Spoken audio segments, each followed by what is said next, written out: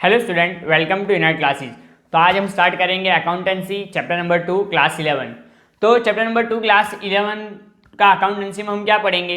हम ये पढ़ेंगे कि जो हम अकाउंट्स प्रिपेयर करते हैं उसको किस तरीके से प्रिपेयर करना, कौन कौन से कॉन्सेप्ट है जो फॉलो करने हैं, कौन कौन से प्रिंसिपल्स है जो फॉलो करने हैं। तो ये जनरली एक्सेप्टेड अकाउंटिंग प्रिंसिपल हमारा टॉपिक है आज का, तो हम ये पढ़ेंगे।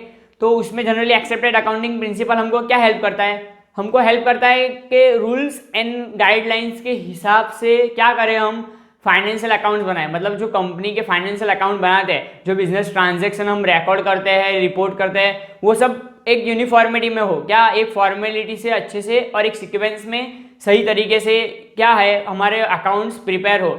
इसलिए हमको क्या दिए गए? Generally accepted accounting principle.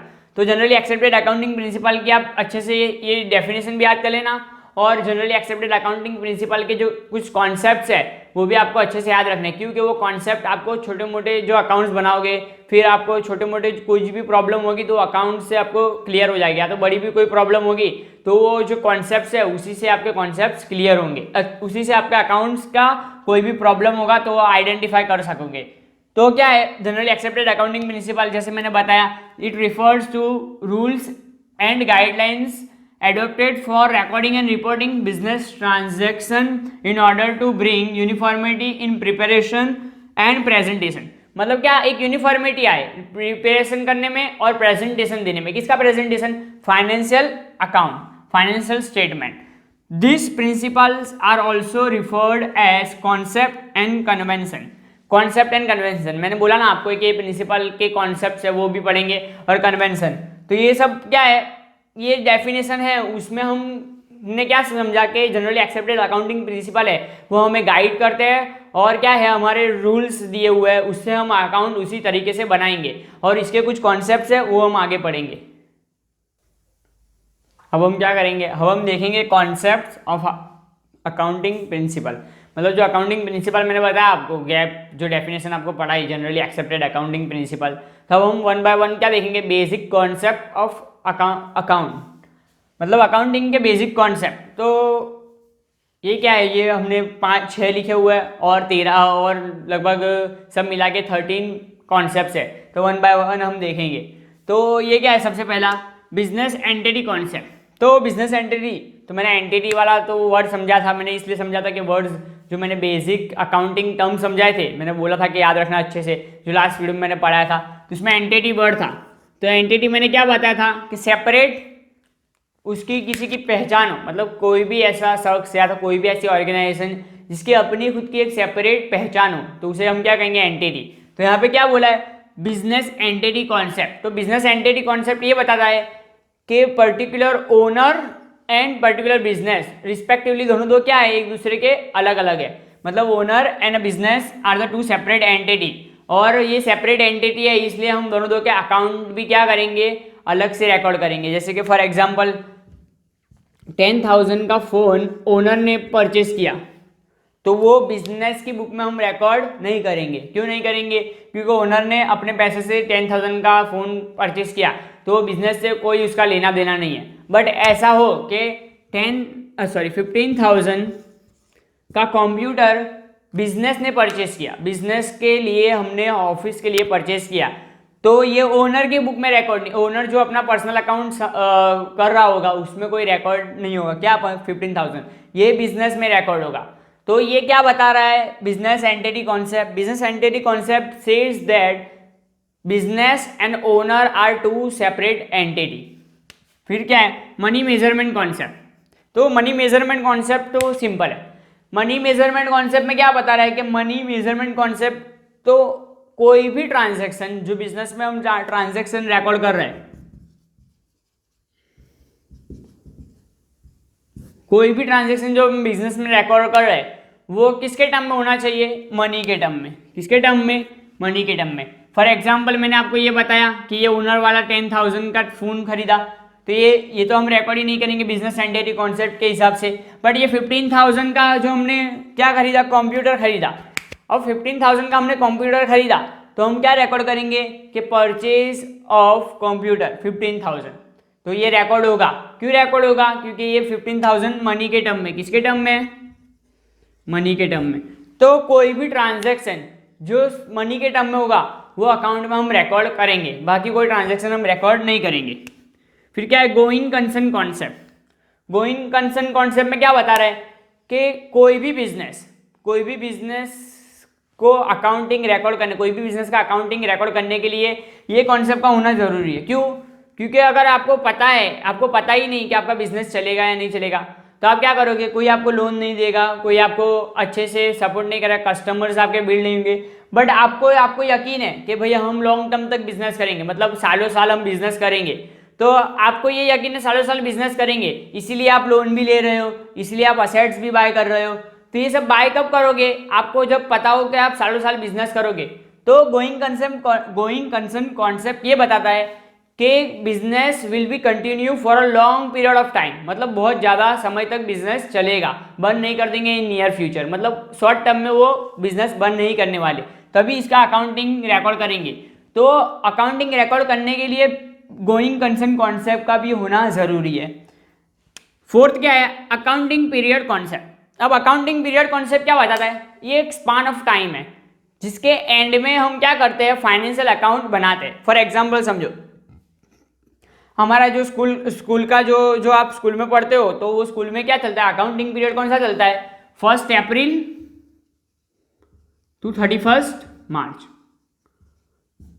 For example 2001 and 2002। तो ये क्या है? अकाउंटिंग पीरियड है। एक ये अकाउंटिंग पीरियड हो सकता है। सेकंड मैं आपको बताऊं, सेकंड क्या है? ये एक अकाउंटिंग पीरियड है जो आपके फाइनेंशियल, इसको बोलते हैं financial accounting period, financial year भी बोलते हैं इसको। फिर सेकंड क्या है? सेकंड आप ये वाला भी 1 जैन से लेके 31 दिसंबर, तो ये भी एक अकाउंटिंग पीरियड हुआ। कुछ कंपनीज ये अकाउंटिंग पीरियड यूज करती है, कुछ कंपनी ये अकाउंटिंग पीरियड करती है। तो अकाउंटिंग पीरियड किसे कहेंगे? कि जिसके एंड, मतलब कोई ऐसा एक टाइम पीरियड जिसके लिए हम क्या करते हैं? फाइनेंशियल अकाउंट प्रिपेयर करते हैं रेगुलरली। तो एक बार अगर आपने ये डिसाइड कर लिया कि आप ये अकाउंटिंग पीरियड रखोगे, तो फिर आप चेंज नहीं करोगे ये अकाउंटिंग पीरियड, क्योंकि आप हर साल 31 मार्च को ही अपना अकाउंट डिक्लेयर करोगे, मतलब 31 मार्च से पहले अपना अकाउंट सब क्लियर कर दोगे और फाइनेंशियल स्टेटमेंट प्रिपेयर कर लोगे। फिर क्या है? Cost concept. तब कॉस्ट कॉन्सेप्ट किसे कहेंगे? फॉर एग्जाम्पल समझो कि मैंने आपको एग्जाम्पल दिया था, कंप्यूटर बिजनेस में परचेज किया ऑफिस के लिए। तो अगर कंप्यूटर परचेज किया तो कंप्यूटर था 15,000 का। अब कंप्यूटर को बिजनेस के ऑफिस तक लाने में और 100 रुपया खर्चा हो गया, तो कंप्यूटर की टोटल वैल्यू क्या हो गई? 15,100 रुपया, मतलब 15,100। तो 15,100 से ही हम कंप्यूटर को क्या करेंगे? बुक में रिकॉर्ड करेंगे। बुक में रिकॉर्ड किस वैल्यू से करेंगे? 15,100 से बुक में हम इसको रिकॉर्ड करेंगे। मतलब 15,000 का कंप्यूटर था, अब उस पर हमने क्या किया? उसको ट्रांसपोर्टेशन कॉस्ट 100 रुपीज दिया, तब कंप्यूटर की टोटल वैल्यू 15,100 हो गई। अब ड्यूअल एस्पेक्ट कॉन्सेप्ट।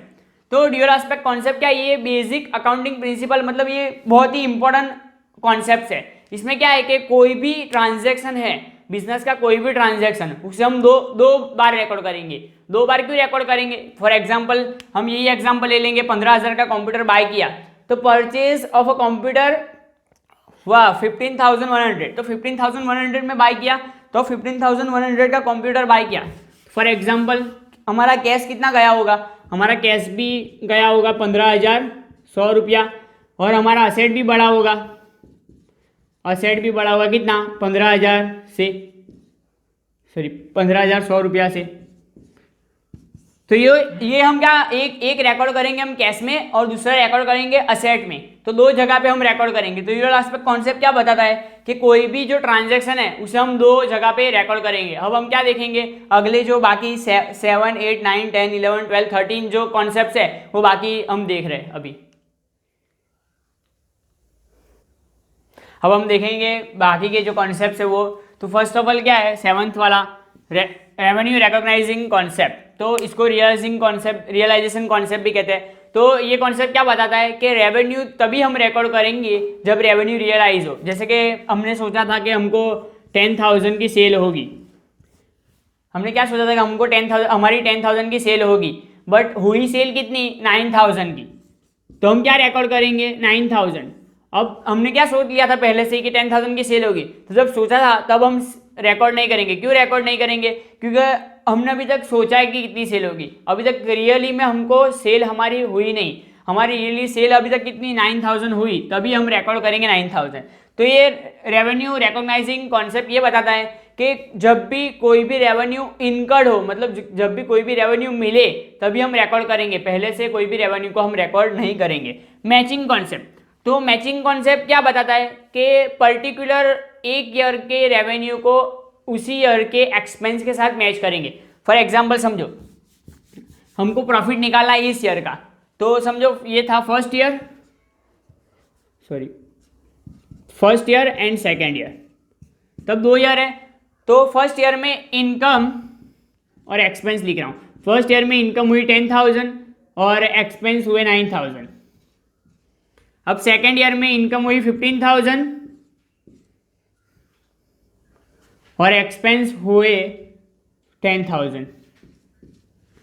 अब यहाँ पे क्या है, ये मैचिंग कॉन्सेप्ट क्या बताता है कि पर्टिकुलर फर्स्ट ईयर का जो रेवेन्यू है और एक्सपेंस है उसको ही एक दूसरे के साथ मैच करेंगे, और सेकेंड ईयर के इनकम को सेकेंड ईयर के ही एक्सपेंस के साथ मैच करेंगे। फॉर एग्जांपल समझो अगर ऐसा करे कि ये एक्सपेंस को ये इनकम के साथ मैच करे, मतलब सेकेंड ईयर के इनकम को फर्स्ट ईयर की एक्सपेंस के साथ मैच करे, तो हमारा प्रॉफिट कितना आएगा 6,000।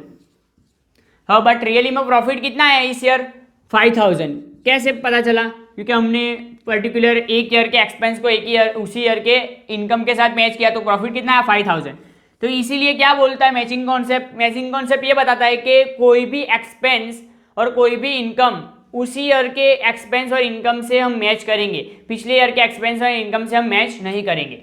फिर फुल्ली डिस्क्लोजर कॉन्सेप्ट क्या बताता है कि जो इन्फॉर्मेशन हम रिकॉर्ड कर रहे हैं उसकी किसको जरूरत पड़ती है। मैंने आपको बताया था कि उसके यूजर्स हैं investor, government, employees, creditors, suppliers, customers, ये सब क्या है उसके यूजर्स है।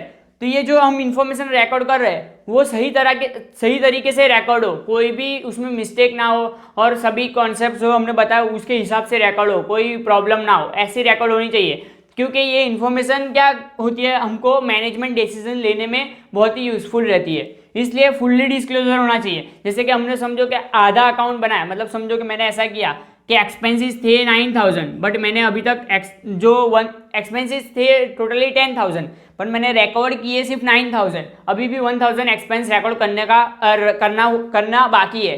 बट मैंने क्या कर दिया, अभी 1,000 एक्सपेंस को रिकॉर्ड नहीं किया और 9,000 एक्सपेंस ही मैंने फाइनेंशियल अकाउंट बना लिया। तो ये क्या होगा, हमारा फाइनेंशियल अकाउंट बनेगा वो सही नहीं होगा। क्यों? क्योंकि अभी भी हमारा 1,000 का जो एक्सपेंस है वो हमने ऐड नहीं किया, इसलिए हमारा जो प्रॉफिट आएगा वो रॉन्ग आएगा। इसलिए कोई भी हम अकाउंट बनाए तो उसको फुल्ली डिस्क्लोजर करना है। फिर क्या है कंसिस्टेंसी कॉन्सेप्ट। तो कंसिस्टेंसी कॉन्सेप्ट क्या बताता है कि पर्टिकुलर हम टाइम से टाइम क्या करेंगे, हमारा अकाउंट प्रिपेयर करेंगे। मतलब इस साल बनाया और अगले साल नहीं बनाया, ऐसा नहीं करेंगे। इस साल भी बनाएंगे, अगले साल भी बनाएंगे, तो उससे हमको क्या बेनिफिट होगा कि हम कंसिस्टेंटली एक टाइम पीरियड से एक दूसरे टाइम पीरियड का रिकॉर्ड करते जाएंगे, तो उसमें हम कंपेरेटिवली अच्छा रहेगा। फॉर एग्जांपल हमें कंपेयर करना होता है कि इस बार हमने कितना प्रोग्रेस किया, तो हम क्या करते हैं फर्स्ट ईयर का जो प्रॉफिट होगा, फर्स्ट ईयर का प्रॉफिट उसको क्या करेंगे सेकेंड ईयर के प्रॉफिट से कंपेयर करेंगे। फर्स्ट ईयर का प्रॉफिट था 10,000 और सेकेंड ईयर का प्रॉफिट आया 15,000, तो हमें क्या पता चला कि 5,000 से हमारा प्रॉफिट इंक्रीज हुआ है। तो ये हमें पता चला। ये कब पता चलेगा, जब हमें हमारा अकाउंटिंग बनाने में कंसिस्टेंसी हो। अब क्या है कन्वर्जेशन कॉन्सेप्ट, ये क्या है प्रूडेंस कॉन्सेप्ट भी इसको बोलते हैं। तो प्रूडेंस कॉन्सेप्ट क्या बताता है कि हम अगर रेवेन्यू है तो हम रेवेन्यू अगर जनरेट नहीं हुआ तब तक रेवेन्यू को रिकॉर्ड नहीं करेंगे, ये तो मैंने यही बता दिया। बट कोई एक्सपेंस है जो आपको ऐसा लग रहा है कि फ्यूचर में नियर फ्यूचर वो एक्सपेंस आने वाला है, तो उसे अब आप अभी से रिकॉर्ड कर सकते हो। क्यों रिकॉर्ड कर सकते हो? As a liability. क्योंकि अगर जब वो एक्सपेंस आए तो अब क्या करो, आप वो एक्सपेंस को फुलफिल कर सको, मतलब आप एक्सपेंस को क्या कर सको, बेयर कर सको। अगर समझो कि आपको बड़ा एक्सपेंस आने वाला है, 5 लाख का एक्सपेंस आने वाला है नियर फ्यूचर में, जैसे कोई बड़ी एसेट लानी है, तो आपको पहले से पता है कि मुझे बड़ी एसेट लानी है 5 लाख की, तो ये आपका एक्सपेंस पहले से पता है, तो आप क्या करो उसे पहले से रिकॉर्ड करो। क्यों? क्योंकि जब एक्सपेंस आए तब आपके पास कैश आपके हैंड में हो, वरना आप रिकॉर्ड नहीं करोगे तो क्या होगा, आपको ऑन द स्पॉट अरेंजमेंट करना पड़ेगा, तो वो on the spot arrangement business में तुरंत नहीं हो सकता। इसलिए प्रूडेंस कॉन्सेप्ट क्या बताता है कि कोई भी रेवेन्यू हो उसे तभी रिकॉर्ड करो जब वो रिकॉग्नाइज हो, मतलब जब वो इनकर्ड हो, बट एक्सपेंस जो ऐसे होते हैं कुछ तो उसको आप पहले से रिकॉर्ड कर सकते हो। फिर मटेरियलिटी कॉन्सेप्ट, तो मटेरियलिटी कॉन्सेप्ट क्या बताता है कि कोई भी कॉन्सेप्ट, मतलब कोई भी हम जो स्टेटमेंट है, कोई भी रिकॉर्ड ट्रांजैक्शन कर रहा है, बिजनेस ट्रांजैक्शन, वो फैक्ट पे होना चाहिए। मतलब कोई भी हम बात करें तो फैक्ट पे होनी चाहिए, मतलब झूठी वूठी बात नहीं करनी चाहिए कि हमने ऐसा एजम्पशन कर लिया कि हमको 10 लाख रुपया प्रॉफिट होगा, बट रियली में ये क्या है, फैक्ट नहीं है, हमको इतना सारा प्रॉफिट हो ही नहीं सकता। क्यों नहीं हो सकता, क्योंकि अकॉर्डिंग टू जो हमारा बिजनेस है उसका ऑप्टिमाइजेशन करे, उसको सेल्स करे, सब प्रोडक्ट बेच के भी इतना प्रॉफिट नहीं हो सकता। इसलिए क्या हमें फैक्ट पे बात करनी है। अब ऑब्जेक्टिव क्या, ऑब्जेक्टिविटी कॉन्सेप्ट क्या बताता है कि ऑब्जेक्टिविटी ये बताता है कॉन्सेप्ट कि आप कोई भी वो बनाओ क्या, फाइनेंशियल स्टेटमेंट, तो उसमें क्या करना चाहिए, उसमें कोई भी बायसनेस नहीं होनी चाहिए, उसमें क्या होना चाहिए, हमारा ऑर्गेनाइजेशनल ऑब्जेक्टिव होना चाहिए, मतलब हमको ऑर्गेनाइजेशन के लिए काम करना है और ऑर्गेनाइजेशन के लिए ही हमको अकाउंट बनाना है, उसमें कोई भी एक दूसरे के लिए बायसनेस नहीं होना चाहिए। तो ये सब क्या थे, बेसिक अकाउंटिंग कॉन्सेप्ट। तो बेसिक अकाउंटिंग कॉन्सेप्ट में हमने क्या पढ़ा है, पूरे 13 कॉन्सेप्ट पढ़े। तो ये 13 कॉन्सेप्ट आपको क्या करना है, अच्छे से याद रखना है।